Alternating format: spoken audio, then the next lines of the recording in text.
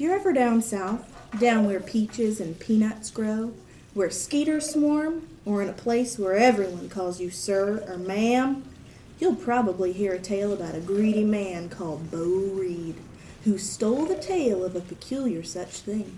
It goes like this.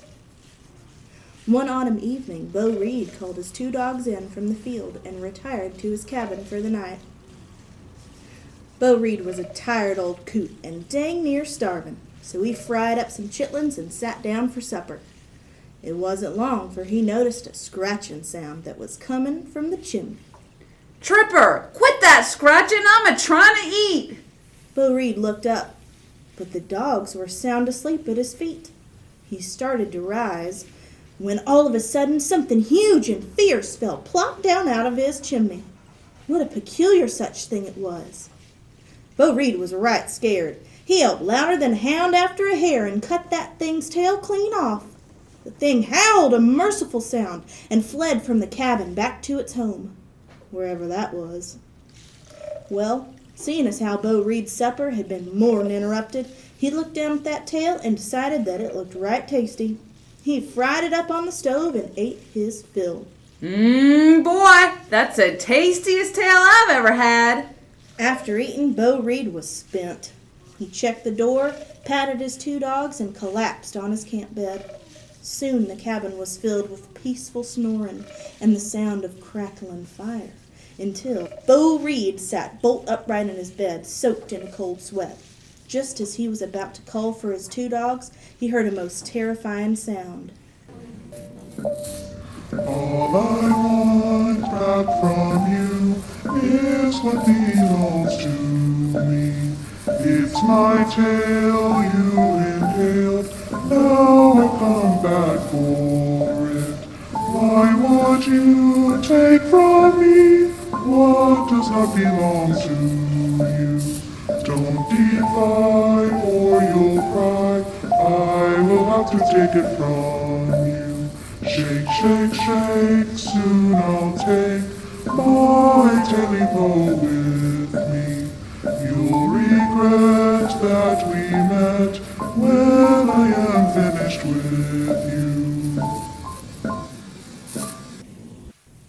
Bo Reed screamed in terror and sent his 2 hounds a-chasing after that peculiar such thing. I was trying to eat my supper, just minding my own. Well, I was trying to eat my supper, just minding my own, when a peculiar such thing jumped me in my home. Man, Tripper and Trotter, you better get up now. Oh man, Tripper and Trotter, you better get up now. Track down that thing and kill it, don't matter how. Only when Trotter returned with his tail between his legs did Bo Reed finally drift off into a fitful sleep. But a few hours later, Bo Reed again awoke to a terrible sound of that peculiar such thing. All I want back from you is what belongs to me. It's my tail you inhaled, now I come back for it. Why would you take from me what does not belong to you? Don't divide or you'll cry, I will have to take it from you.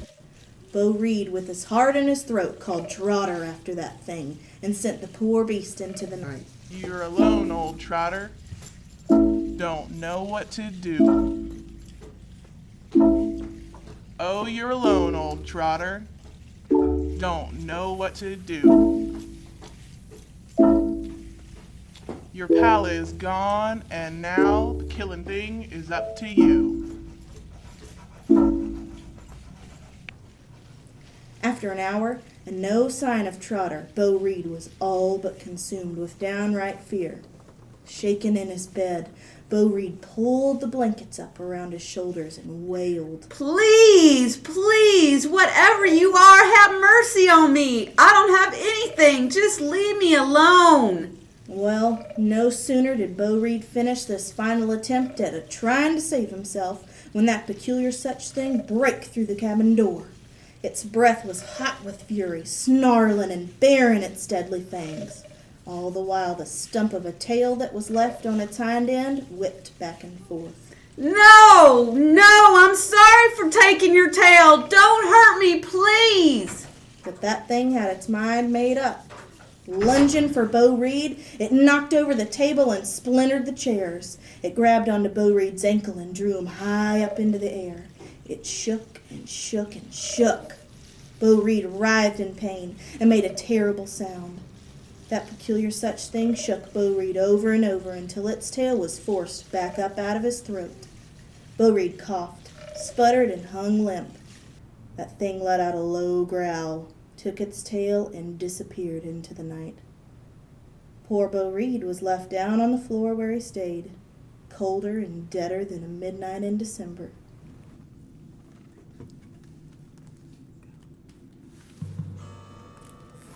Some people say that if you listen close, you can still hear that peculiar such thing haunting the cabin in the woods, daring anyone to take its tail back.